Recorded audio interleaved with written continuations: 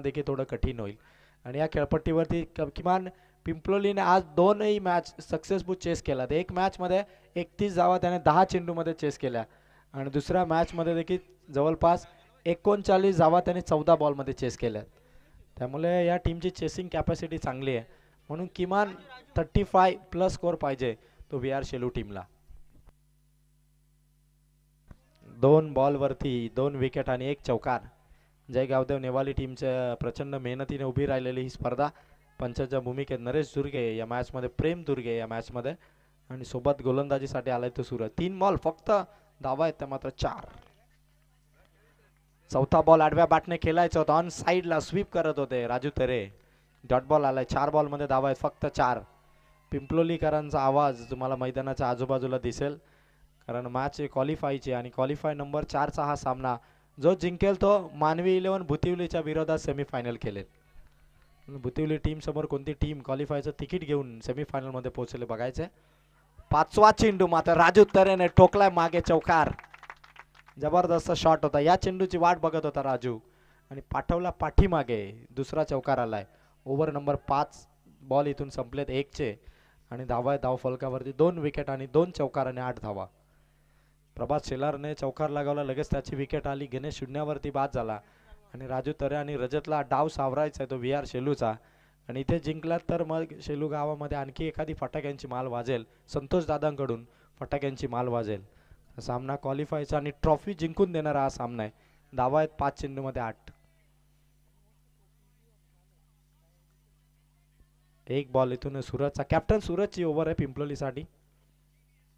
राजू तरे हा देखील चांगला खेळाडू आहे. किमान टार्गेट 30 प्लस किंवा 35 प्लस असणार आहे VR शेलू टीमचा. पुन्हा थांबलाय तो सूरज. गोलंदाज स्ट्रिक वॉर्निंग आहे आयोजकांकडून. 15 मिनिटात इनिंग आपण कंप्लीट करा, कारण यानंतरच्या मॅचेस अजूनही 3 मॅच आहेत आणि 3:30 वाजून गेलेत. लवकर मॅचेस झाले तर आपल्याला इतर कामे करता येतील. 5 चेंडूमध्ये 8 धावा देऊन 2 विकेट संपादन केल्यात गोलंदाज सूरजने. 3 वेळा गोलंदाज सूरज थांबले. सूरज आपण पुन्हा असं करू नका, कारण समजू शकतो आम्ही पण धावगतीमध्ये आपण वेळ भरपूर आहे. कारण कदाचित तुम्ही 5 नाही तर 8 चेंडू टाकलेत, एवढे धावलात. शेलूचे प्रभात तुमच्या लेवलला आहेत. धावसंख्या 5 बॉलमध्ये 8. 5 बॉल सूरज कडून.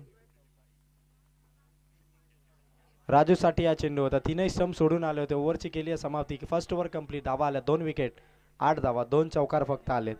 प्रभात शेलारचा 1, राजू तरेचा 1 आणि 8 धावा झाल्यात. खरं तर अंबरपाड्याच्या भूषणने या स्पर्धेमध्ये 100ही पार धावा केल्यात. मला मॅन ऑफ द सिरीज मध्ये सध्या आघाडीवर आहे अंबरपाड्याचा भूषण.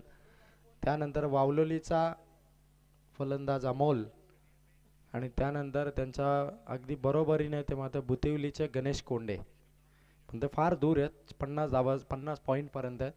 भूषण मात्र 100ही पार गेलाय.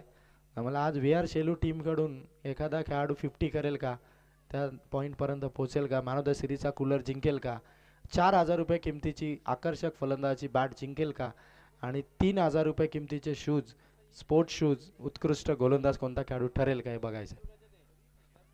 शेलू रजतचा संघ सध्या खेळतोय आणि त्यांच्या विरोधात आहे तो मात्र पिंपलोलीचा गणेश पेमारे यांचा संघ. 1 ओव्हर आणि धावा येते मात्र 8. 2 विकेट आणि दुसऱ्या बाजूने ओव्हर नंबर 2 मध्ये आलाय तो विनायक. आज पिंपलोलीच्या नवीन गोलंदाजाने कमालीची बॉलिंग केली. खरं तर आज नवीन शांत आणि संयमी खेळाडू म्हणून ओळख आहे रजत मसनेची आणि बॅटिंग मधून तितकाच आक्रमक आणि अग्रेसिव्ह म्हणून ओळख आहे ती रजत मसनेची.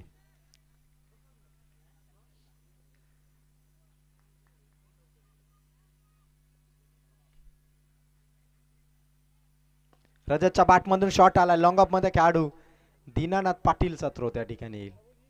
1 रन. 1 रनने धावसंख्या मात्र 9.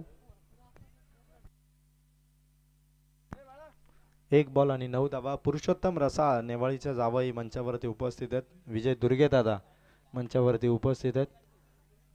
धावा करण्यासाठी राजू तरेला देखील एका बाजूने धावा फलक हलत ठेवावं लागेल. फुल टॉस परफेक्ट टायमिंग आणि ठोकला इथून षटकार की चौकार हे बघायचंय. षटकार की चौकार हे बघायचंय. पंचांचा निर्णय या ठिकाणी आपल्यापर्यंत पोहोचेल कारण शॉट भारी होता राजू तरेचा. स्क्वेअर लेग मध्ये ठोकलाय आणि चेंडूवरती आउट ऑफ द पार्क जरूर आहे पण चेंडू चौकार आहे की षटकार याचा निर्णय आपल्यापर्यंत पोहोचेल. षटकार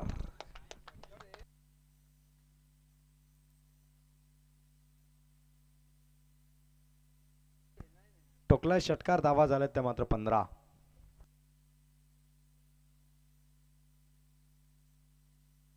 विनायक कडून हा चुकीचा चेंडू पडला. राजू तरे ऑन साइडला स्ट्रॉंग प्लेयर आहे आणि त्याच्या विरोधात ऑन साइडला दिलेला फुल टॉस. धावा आहेत त्या 15. 2 बॉल आणि 15 धावा.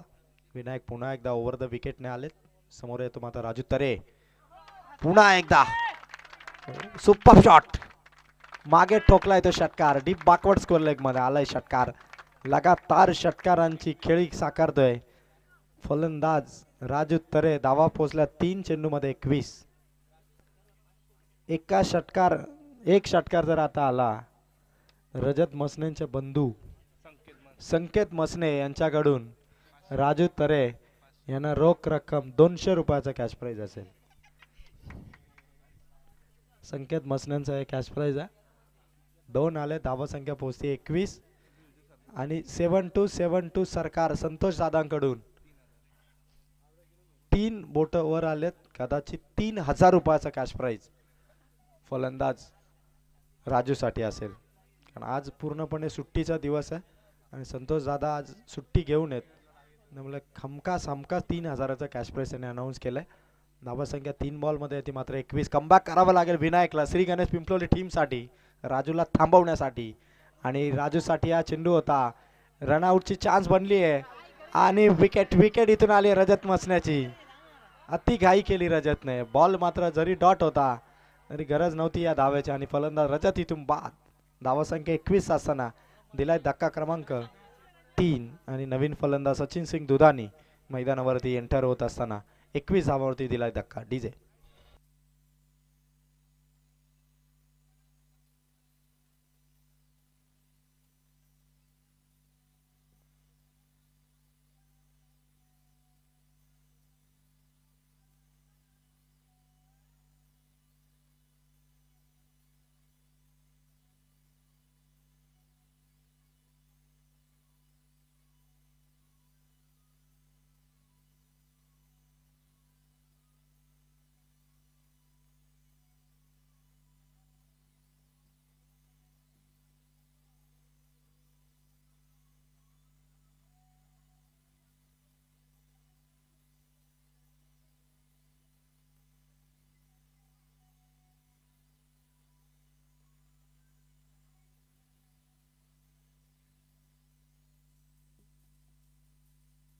एकवीस धावा झाल्या. 4 बॉल इथून संपलेत. गोलंदाज विनायकचे.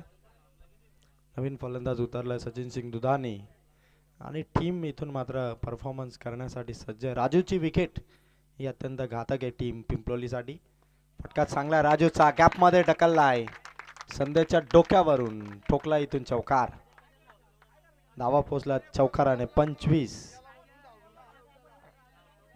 5 चेंडू आणि 25 धावा. खरं तर राजू जर खेळपट्टीवरती राहिला तर VR शेलू साठी धावा करेल.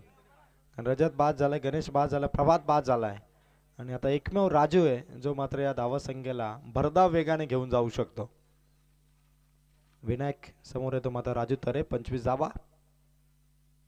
लास्ट बॉल होता. विनायकची ओव्हर नंबर 2. पंचांचा निर्णय आलाय. बॅटर इथून होतोय आउट. क्लीन बोल्ड केलाय.